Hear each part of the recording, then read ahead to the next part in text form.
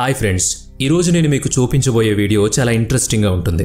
అదేంటంటే మనం అప్పుడప్పుడు వింటూ ఉంటాం కదా, అక్కడ గుప్త నిధులున్నాయి, ఇక్కడ గుప్త నిధులున్నాయి, కానీ వాటిని బయటకు ఎలా తీయాలో ఎవ్వరికీ తెలియడం లేదు అన్న మాటలు. ఇలా ఈ మాటలు మనం విన్నప్పుడల్లా అబ్బా మనం కూడా అక్కడ ఉండుంటే బావుండును, కావాల్సినంత నిధులు మనం కూడా తెచ్చుకునేవాళ్ళం అనుకుంటాం. అది సరే గాని అసలింతకీ నిజంగా గుప్త నిధులనేవి మన దేశంలో నిజంగా ఉన్నాయా? ఉంటే ఎక్కడున్నాయి? మరి వాటిని ప్రభుత్వం ఎందుకు వెలికి తీయడం లేదు?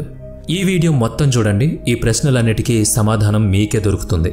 మన దేశంలో గుప్త నిధుల వివరాలు తెలుసుకోవాలంటే ముందుగా మన దేశం గురించి కాస్త లోతుకు వెళ్ళాలి. భారతదేశం అనేది అత్యంత పురాతన దేశాల్లో ఒకటి. మన దేశం ముందు నుంచి కూడా ఎంతో సంపన్న దేశం, ముఖ్యంగా బంగారం విషయంలో. మన దేశంలో ఆడవాళ్లు వేసుకున్నంత బంగారం మరెక్కడా ఎవ్వరూ వేసుకోరు. బంగారానికి మన దేశ ప్రజలు అంత ప్రాధాన్యతనిస్తారు. నిజం చెప్పాలంటే బంగారంపై మక్కువ అనేది ఇప్పటిది కాదు, పురాతన కాలం నుంచి మనకు ఆచారంగా వస్తుంది. అప్పట్లో మన దేశాన్ని రాజులు, నవాబులు పాలించారన్న సంగతి మీ అందరికీ తెలుసు కదా. అయితే వీరంతా ఎంతో ధనవంతులు. అంటే లెక్కలేనంత మణులు, మాణిక్యాలు, బంగారు ఆభరణాలు వీరి దగ్గరుండేవి. అయితే కొన్నిసార్లు పక్క రాజ్యం వాళ్ళు వీరిపై దండెత్తి వస్తున్నా వాళ్ళెవ్వరికీ అవి దక్కకూడదన్న కారణంగానైనా వీళ్లు వాళ్ల దగ్గర ఉన్న మణులు, మాణిక్యాలను సీక్రెట్ ప్లేసెస్లో దాచేవాళ్లు. అది వారికి తప్ప ఇంకెవ్వరికీ తెలియని ప్లేస్. దీంతో ఒకవేళ వాళ్ళు గనక చనిపోతే ఆ రహస్యం రహస్యంగానే మిగిలిపోతుంది తప్ప ఆ నిధులు అక్కడ ఉన్నాయన్న సంగతి కానీ, ఉంటే వాటిని ఎలా వెలికి తీయాలన్న సంగతి కానీ ఎవ్వరికీ తెలియదు. అందుకే ఇప్పటికీ మన దేశంలో అక్కడక్కడ అలాంటి గుప్త నిధులు సీక్రెట్గా ఉన్నాయంటే ఆశ్చర్యపోవాల్సిన పని లేదు. అయితే ఇక్కడ ఇంకొక ఇంట్రెస్టింగ్ విషయం ఏంటంటే, ఇక్కడ మనకి తెలిసినవి కొన్నైతే తెలియని నిధులు ఇంకెన్నో ఉన్నాయి. మొత్తంగా చెప్పాలంటే మన దేశంలో ఇంకా వెలికి తీయలేనంతగా ఉన్న బంగారం ఎంతుందో ఎవరికీ స్పష్టంగా తెలియదు. కానీ ఊహించినంత మాత్రం ఉంటుందని అందరికీ తెలుసు. అంతేకాదు, వీటిని వెలికి తీయడానికి అధికారులు ఎన్నిసార్లు ప్రయత్నించినా ఫలితం దక్కలేదు కూడా. అలాంటి ఒక 5 ఇంట్రెస్టింగ్ సీక్రెట్ ట్రెజర్స్ గురించి, అవి ఎక్కడున్నాయో ఇప్పుడు మీకు నేను చెప్పబోతున్నాను. ఇందులో మొదటిది గ్రోస్ వెనార్ షిప్. ఇది ఒక అతిపెద్ద నౌక. బ్రిటిష్ కాలంలో ఈస్ట్ ఇండియా కంపెనీ వారు ఈ నౌకలో భారీ స్థాయిలో నిధులు భద్రపరిచారు. ఈ నిధుల్లో బంగారం, వజ్రాలు ఎక్కువగా ఉన్నాయి. మన దేశంలో ఉన్న ఈ నిధులను బ్రిటిష్ వాళ్ళు దొంగిలించి వాటిని ఈ షిప్లో పెట్టారు. చెన్నై, అప్పటి మద్రాస్ నుంచి ఇంగ్లాండ్ వరకు తీసుకువెళ్లేటప్పుడు మార్గం మధ్యలో సౌత్ ఆఫ్రికా వద్ద ఈ షిప్ కనిపించకుండా పోయింది. అయితే కొన్ని సంవత్సరాల తరువాత ఈ షిప్కు సంబంధించిన కొన్ని శిథిలాలు సముద్రంలో అక్కడక్కడ కనుగొన్నారు. కానీ దీంట్లో కొంత బంగారం మాత్రమే దొరికింది. అయితే మిగతా బంగారం ఇప్పటికీ దొరకలేదు. అది ఇంకా సముద్రంలో ఎక్కడో ఒకచోట ఉండి ఉంటుందని అధికారుల అంచనా. అసలింతకీ ఈ షిప్లో ఎంత బంగారం ఉందో తెలుసా? అందులో సుమారుగా 26 లక్షల వరకు బంగారు నాణాలు, అలాగే కొన్ని వేల సంఖ్యలో 19 క్యారెట్ల బంగారు ఆభరణాలు ఉన్నాయి. 1782లో మన ఇండియా నుంచి బ్రిటన్ వెళ్లాలంటే చెన్నై నుంచి శ్రీలంక వెళ్లి అక్కడి నుంచి వెళ్ళాలి. అలా వెళుతున్న సమయంలో ఈ షిప్ మాయమైంది. అయితే ఈ షిప్లో ఉన్న బంగారం విలువ అప్పట్లో అయితే లక్షల రూపాయల్లో ఉంది. మరిప్పుడు ఇది ట్రిలియన్ కోట్లకు పైనే విలువ చేస్తుందట. దీన్ని కనిపెట్టడం కోసం చాలాసార్లు మన వాళ్ళు ప్రయత్నించారు, అయినా ఫలితం దక్కలేదు. ఇక రెండోది మీర్ ఉస్మాన్ అలీ నిధి. మీరు ఉస్మాన్ అలీ ఖాన్ పేరు ఎప్పుడైనా విన్నారా? అతను చివరిగా హైదరాబాద్ను పరిపాలించిన నిజాం చక్రవర్తి. ప్రపంచంలో అత్యంత సంపద కలిగిన వ్యక్తిగా కూడా 1937లో టైమ్స్ మ్యాగజైన్ ప్రకటించింది. అతను హైదరాబాద్లోని కింగ్ కోటి ప్యాలెస్లో ఉండేవారు. అతను సంపాదించిన సంపద మొత్తాన్ని తాను ఎంతో అందంగా కట్టుకున్న ఈ కోటి ప్యాలెస్లో ఉన్న లోపల భాగంలోని ఒక రహస్య గదుల్లో దాచిపెట్టారు. ఈ కోటి ప్యాలెస్ ఎక్కడుందా అని అనుకుంటున్నారా? అది మన హైదరాబాద్లోనే ఉంది.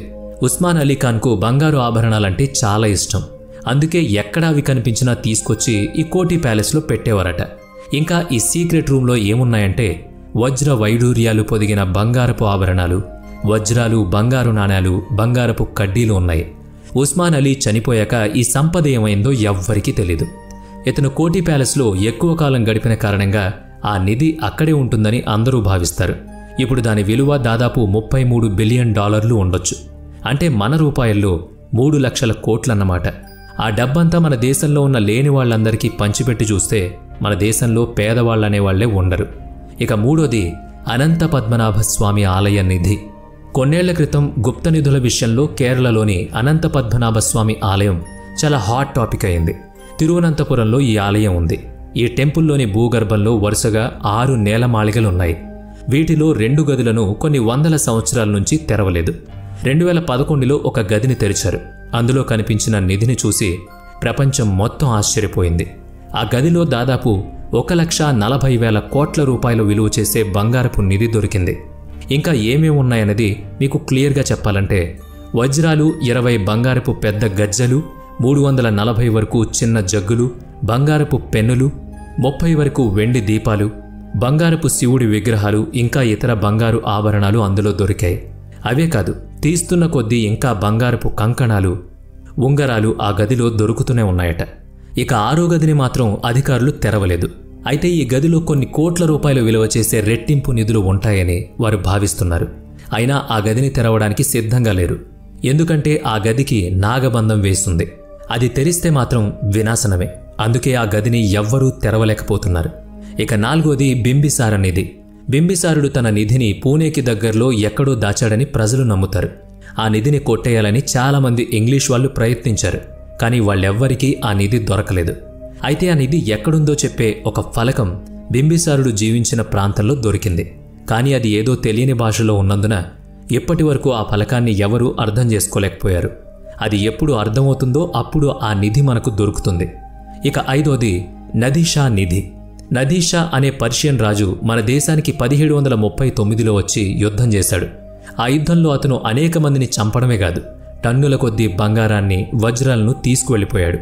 వీటన్నిటినీ తాను ఏర్పాటు చేసుకున్న అతిపెద్ద భారీ వాహనంలో తన దేశానికి తరలిస్తుండగా దారి మధ్యలో అహ్మద్ షా అనే రాజు ఆ నదీషాను చంపి ఆ నిధిని స్వాధీనం చేసుకున్నాడు. ఆ తర్వాత ఆ నిధిని హిందూ కుష్ పర్వతాల మధ్యలో ఎక్కడో ఒకచోట దాచిపెట్టి ఉంచాడు. అయితే కొన్నాళ్లకు ఆ అహ్మద్ షా చనిపోవడంతో ఆ నిధి అక్కడే ఉండిపోయింది. ఎంత గాలించినా ఇప్పటికీ ఆ నిధి ఎక్కడుందో ఎవ్వరికీ తెలియలేదు. చూసారా, ఇవన్నీ మన దేశంలో నిధులు. ఇంకా మనకు తెలియని నిధులు ఈ దేశంలో ఎన్నో ఉన్నాయి. మరి ఈ వీడియో మీకు ఎలా అనిపించింది కామెంట్ చేయండి. ఇప్పటి వరకు మన ఛానల్ని సబ్స్క్రైబ్ చేసుకున్నట్లయితే ఇప్పుడే సబ్స్క్రైబ్ చేసుకుని బెల్ ఐకాన్ మీద క్లిక్ చేయండి. నెక్స్ట్ వీడియోలో మళ్ళీ కలుద్దాం.